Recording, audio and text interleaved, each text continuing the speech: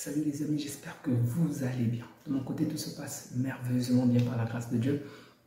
Je sais que nombreux d'entre vous sont épuisés de voir ma tête, mais bon, on va faire avec aujourd'hui. Donc, je vais parler de l'avant-match entre l'Espagne et la France. Vraiment, c'est un match très intéressant et j'ai vraiment hâte de voir ce match.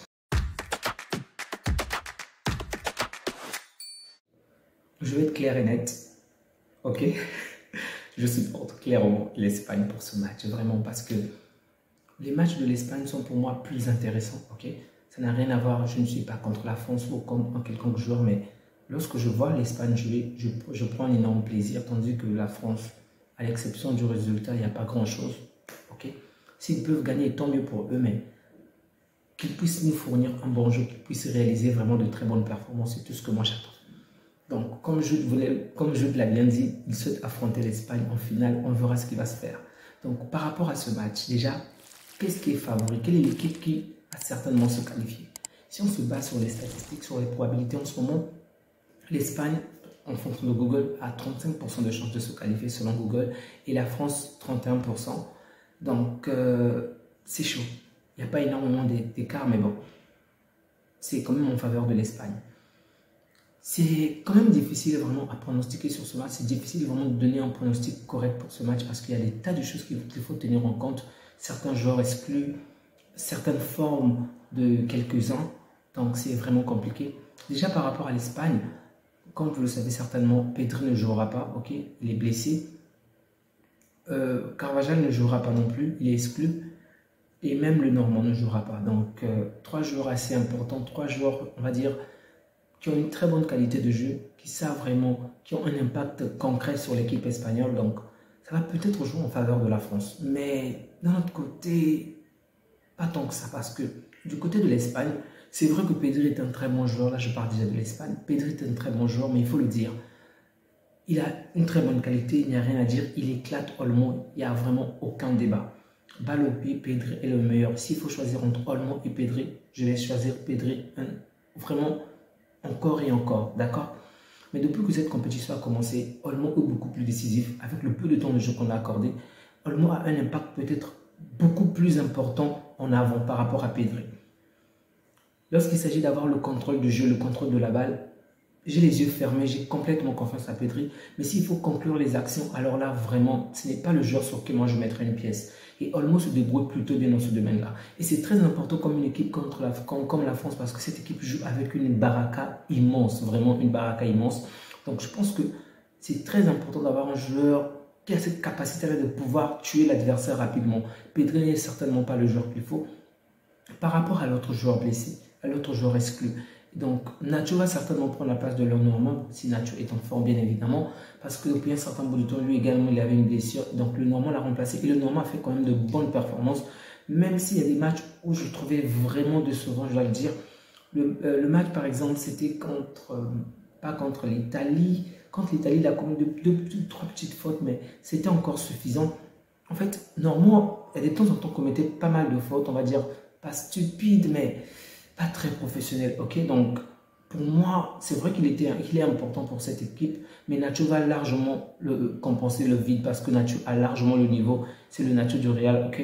Peut-être le fait qu'il puisse revenir de la blessure peut un tout petit peu inquiéter, mais le joueur en tant que tel a un niveau largement supérieur à Normand, donc pour ça, je ne m'inquiète pas. Celui que je trouve quand même la perte que moi je trouve assez immense pour l'Espagne, c'est celle de Carvajal. Et depuis que cette compétition a commencé, vous savez de quelle manière je n'arrête pas de l'encenser malgré que c'était un merengue. Donc c'est un joueur très bon, un joueur très important pour cette équipe, non seulement par son expérience et par des fautes qu'il commet, il faut le dire. Il commet souvent des fautes intelligentes que l'arbitre ne voit pas, que l'arbitre ne siffle pas. Et le manque de ce joueur peut vraiment faire du mal à l'Espagne. Même son appui offensif est très important, avec des passes, avec des relances, vraiment c'est un bon joueur, mais bon.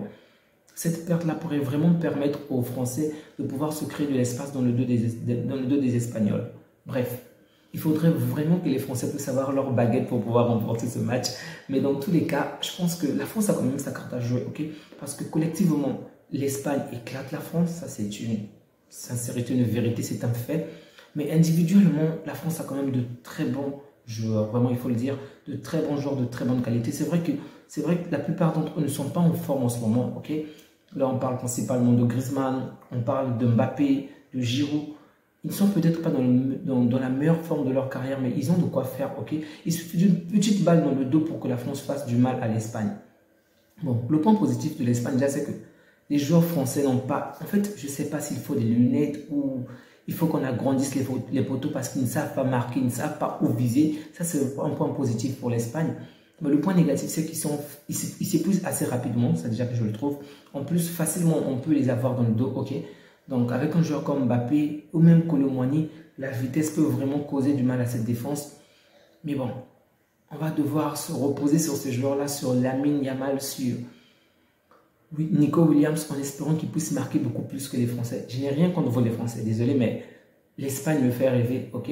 Donc, je mets ma pièce pour l'Espagne, même si mon cœur vraiment souhaite que l'Espagne se qualifie. Mais lorsque je vois l'équipe française jouer, c'est comme le Real, ok? Même lorsque cette équipe ne produit pas un jeu intéressant, d'une manière ou d'une autre, par un concours de circonstances, il y a un truc qui se produit et bam, ils arrivent à gagner à la fin. Et donc, c'est ce scénario-là que je crains en fait. Que l'Espagne soit meilleure sur tous les plans, mais qu'à la dernière minute, que la France l'éclate. Et surtout si la France produit un mauvais jeu, oh vraiment je vous promets que je ne vais pas du tout aimer ce match, vraiment. Si la France gagne en produisant un excellent jeu, pas de problème. Moi je veux juste voir un bon jeu. Mais si la France gagne en produisant un jeu médiocre, oh, ça va m'énerver. Mais dans tous les cas, j'ai vraiment, alors là je vous dis, j'ai vraiment hâte. Je veux voir cette fois-ci Yamal marquer, je veux voir Nico Williams marquer. Si l'Espagne pourrait gagner avec 3 buts d'écart, tant mieux. Mais bon, de l'autre côté, ça me fera mal de voir Deschamps se faire éclater de cette manière-là. Mais bon, je veux juste assister à un très grand match. Et donc, peu importe le gagnant, tant que le match est intéressant, je valide. Je vais m'arrêter là, les amis. Je ne veux pas que cette vidéo soit interminable, ok? Je voulais juste vous donner mes impressions par rapport à ce match. Donc, s'il faut pronostiquer, je dirais 3 buts à 1 en faveur de l'Espagne. 3 buts à 1 en faveur de l'Espagne. Désolé, mes amis français, mais je veux vraiment voir l'Espagne gagner. Je veux vraiment voir l'Espagne aller loin. Et donc, j'espère que je vais vraiment me régaler à l'Allianz Arena.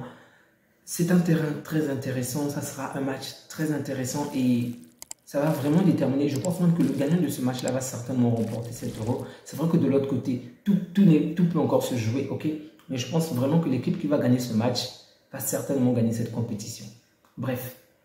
Les amis, merci à vous qui continuez à soutenir cette chaîne. Merci à vous qui continuez à liker, à commenter. Ça me fait énormément plaisir et petit à petit notre communauté s'agrandit. Alors merci à vous. N'oubliez surtout pas de soutenir en vous abonnant si ce n'est pas encore fait, en likant la vidéo et même en commentant. Je compte énormément sur votre soutien pour la progression de cette chaîne. Donc je ne peux que vous souhaiter le meilleur. Prenez bien soin de vous ainsi que des vôtres et que Dieu vous garde. Au revoir.